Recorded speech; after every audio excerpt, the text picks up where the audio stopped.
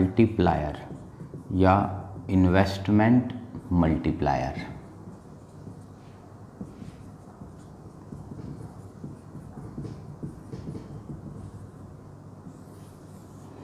तो मल्टीप्लायर भी बोलते हैं इसको, इस यूनिट में हम लोग, या इन्वेस्टमेंट इनकम से रिलेटेड मल्टीप्लायर। अब देखो लैंग्वेज तो मैं लिख दूंगा अभी यहाँ पर, सबसे पहले मेन बात है इसको ओरल समझना, लाइफ से इसको अपने आसपास देखना ये कैसे हो रहा है। तो बड़ा सिंपल सा एग्जांपल है, पहले रफ़ करके मैं एग्जांपल ही समझा रहा हूँ।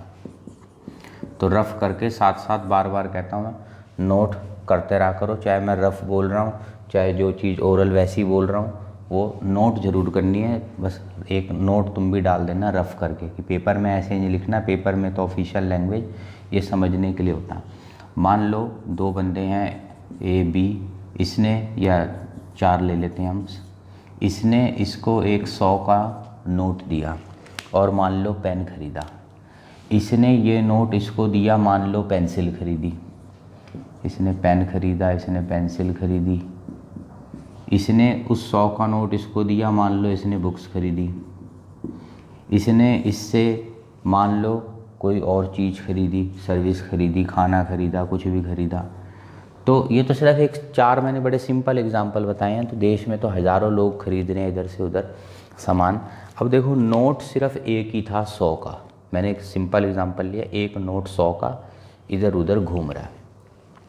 तो अब आप ये देखो, एक 100 के नोट ने, सिंपल लिख सकते हो अभी, एक 100 के नोट ने इनकम एंट्री 100, 200, 300, 400, 400 रुपीज़ की इनकम एंट्रीज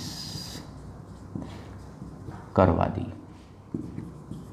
अब आप ध्यान से अगर सोचो, जब कभी नोट इसके पास आया था ये एंट्री करेगा, इसके पास आएगा तो ये एंट्री करेगा कि मेरे पास 100 का नोट आया, पर नोट तो एक ही है। तो इससे एक बात समझ आ गई, जितने ज़्यादा नोट हाथों से गुजरते जाएंगे, कभी इसके हाथ कभी उसके हाथ कभी उसके हाथ, तो वो ज़्यादा एंट्रीज जनरेट करेंगी और देश की इनकम ज़्यादा होगी। इसे बोलते हैं मल्टीप्लायर इफ़ेक्ट। एक 100 से 400 की एंट्री हो गई तो वो हो गया 4 का मल्टीप्लायर इफ़ेक्ट। एक 100 से मान लो 500 हो जाती तो 5, एक 100 के नोट से 1000 हो जाती टोटल एंट्रीज इनकम की, तो वो हो जाता 10 टाइम्स मल्टीप्लायर इफ़ेक्ट। तो बस यही है मल्टीप्लायर इफ़ेक्ट।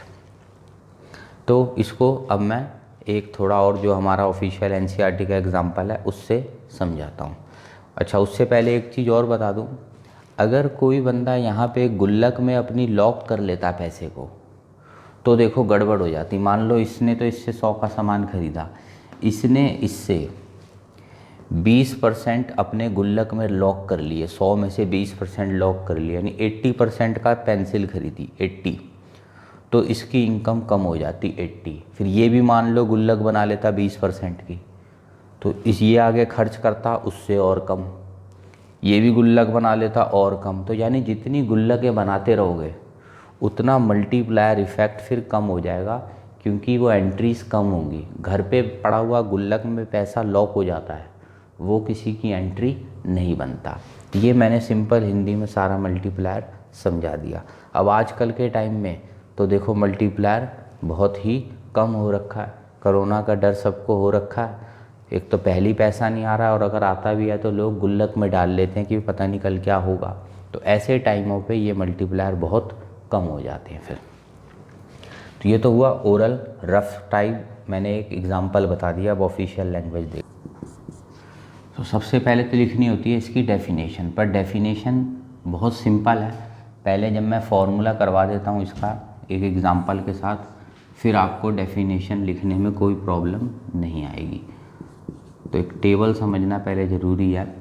तो एग्जांपल है, गवर्नमेंट ने 100 करोड़ का मान लो खर्चा किया, एक इन्वेस्टमेंट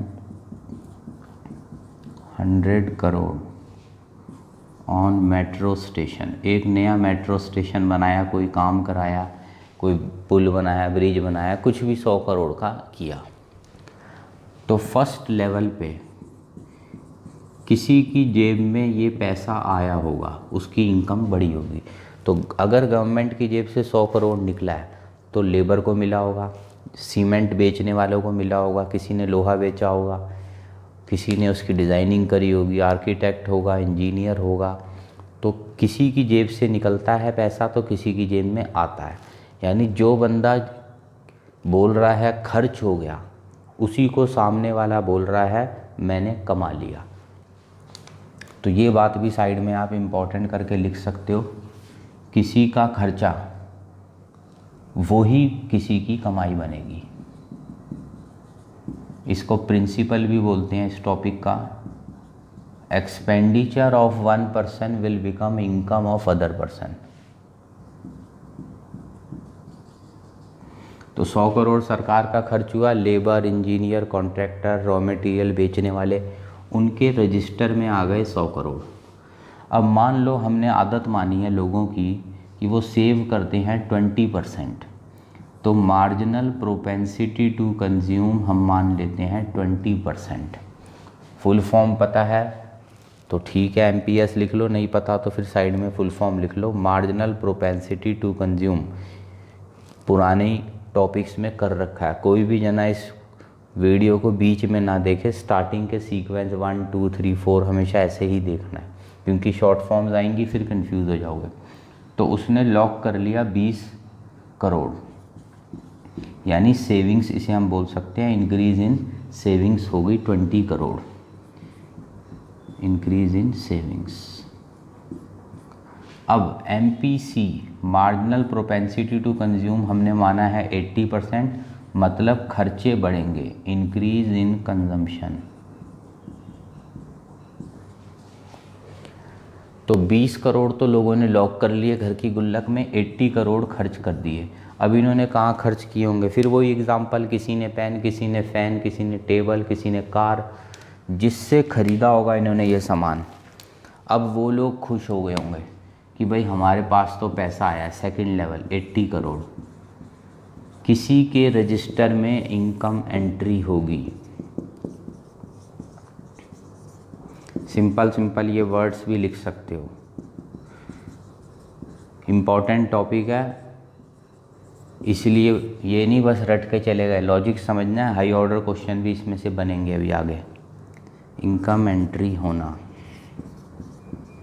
इसके रजिस्टर में भी। अब ये लोग क्या करें, 80 करोड़ आए हैं, आदत हमने लोगों की मानी है 20% सब लोग लॉक करते हैं घर की गुल्लक में, तो इसका 20% निकालो 16 करोड़, बाकी खर्च करेंगे 64 करोड़। अब ये लोग खर्च करेंगे, कहाँ खर्च करेंगे, तो ये भी मान लो कुछ ना कुछ तो सामान खरीदेंगे, कपड़े, जूते, घड़ी, खाना, पेट्रोल, कुछ तो खरीदेंगे। 64 करोड़ जिससे खरीदेंगे उसके रजिस्टर में एंट्री हो गई 64। हम एज अ होल देख रहे हैं देश। अब वो लोग भी हम मान रहे हैं अंदाजन कुछ गुल्लक में डालेंगे, कुछ उड़ाएंगे, तो ये चेन चलती रहेगी ऐसे। पर हर लेवल पे ये थोड़ा थोड़ा छोटा होता जा रहा है, क्योंकि पैसा गुल्लक में भी तो जा रहा है। अब इसको हम मैथ्स की मदद से टोटल कर सकते हैं। जिसके पास मैथ्स है उसे पता है इसका टोटल कैसे निकल सकता है। ये GP सीरीज़ बन रही है 100 plus 80% of 100 plus 80% of 80% of 100, तो ये सीरीज़ बन रही है। तो पर इकोनॉमिक्स में ज़बरदस्ती नहीं है हम ये सारी मैथ्स लगाएं, सीधा आंसर भी लिख सकते हैं कि इसका जो टोटल बना वो बना 500 करोड़। कैसे बना 500 करोड़, उसके लिए हम मैथ्स के फॉर्मूले को बस मेंशन कर देते हैं जो हमने यूज़ करा है। क्या है वो फॉर्मूला, कि टोटल जो होगा इनकम एंट्रीज़ का वो होगा, जो ओरिजिनल है वो तो है ही, इंटू 1/MPS,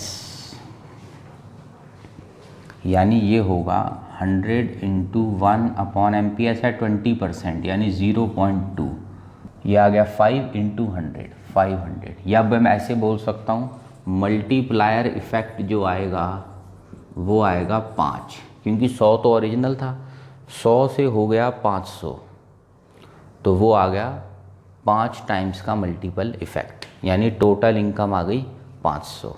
अब इसको देखो ओरल कर देता हूँ एक सिचुएशन बदल के। मान लो ये है 5%, 5%। तो मल्टीप्लायर का फॉर्मूला, ये तो टोटल ऑफ इनकम का है ना, मल्टीप्लायर का आप सीधा भी निकाल सकते हो यही मैथ्स वाले फॉर्मूले को यूज़ करके। Multiplier is equal to 1/MPS। जैसे यहाँ करा, आम लैंग्वेज में ऐसे भी लिख सकते हो 1/गुल्लक वाली परसेंटेज। ये वाला फॉर्मूला आपको मनी बैंकिंग में भी काम आएगा, मनी मल्टीप्लायर निकालने में। 1/गुल्लक वाली परसेंटेज, वहाँ पे गुल्लक का नाम था LRR। अगर किसी ने वो चैप्टर ये देख रखा है तो उसको पता होगा। तो गुल्लक वाली परसेंटेज ही होती है ये, क्योंकि मैथ्स का फॉर्मूला है 1/ वो कितने से, जो मैंने बताया GP सीरीज़ वाला जो बनता है सीक्वेंस। तो 1/ गुल्लक वाली परसेंटेज वहाँ थी LRR, यहाँ गुल्लक का नाम है MPS। और अगर MPS को मैं कर दूँ मान लो 5%, तो 0.05, तो ये आ जाएगा हमारा मल्टीप्लायर इफेक्ट 20 का। और अगर मैं और कुछ करना चाहूँ तो मान लो सेकंड केस है 10%, तो 1/10%, तो ये आ गया 10 टाइम्स। मान लो MPS है 50%, तो 1/50% यानी 0.5, तो वो आएगा 2 टाइम्स। तो ऐसे जो भी MPS हो उसके हिसाब से हम मल्टीप्लायर इफेक्ट निकाल सकते हैं। और ये जो मल्टीप्लायर इफेक्ट है,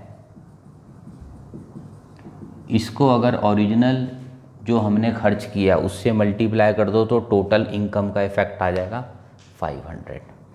यानी मल्टीप्लायर का दूसरा फॉर्मूला एक और भी हो गया, चेंज इन इनकम कितनी आई टोटल करके अपॉन चेंज इन इन्वेस्टमेंट। जो मैंने ओरिजिनल क्वेश्चन लिखा था उसमें टोटल इनकम चेंज हो रही थी 500 से और इन्वेस्टमेंट 100 से।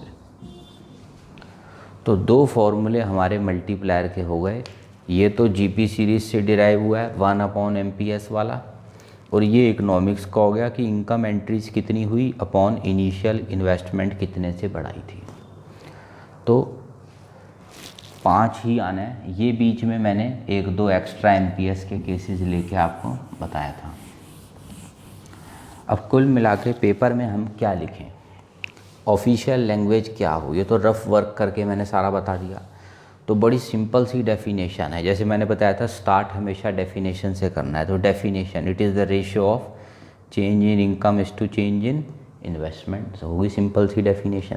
उसके बाद क्या लिखना है, एग्जाम्पल लिखना है कि गवर्नमेंट ने 100 करोड़ यहाँ लगाए, फिर उसने कुछ सेव हुए, फिर कुछ आगे खर्च हुए, जो मैंने बताया लेबर इंजीनियर उनकी कमाई हुई, उन्होंने खर्च किया, सब्जी फ्रूट ली उनकी कमाई हुई। ऐसे शॉर्ट में एग्जाम्पल लिखना है। उसके बाद ये दोनों फॉर्मूले बताने हैं। मल्टीप्लायर का एक ये होता है फॉर्मूला, इसको ओरिजिनल इन्वेस्टमेंट से कर दो तो टोटल 500 आ गया, और दूसरा मल्टीप्लायर का ये हो गया फॉर्मूला। ये आपका एक कन्फर्म वेरी इंपॉर्टेंट न्यूमेरिकल आएगा इसका या थ्योरी आएगी ये तो नहीं पता, पर आता ज़रूर है पेपर में ये मल्टीप्लायर वाला क्वेश्चन।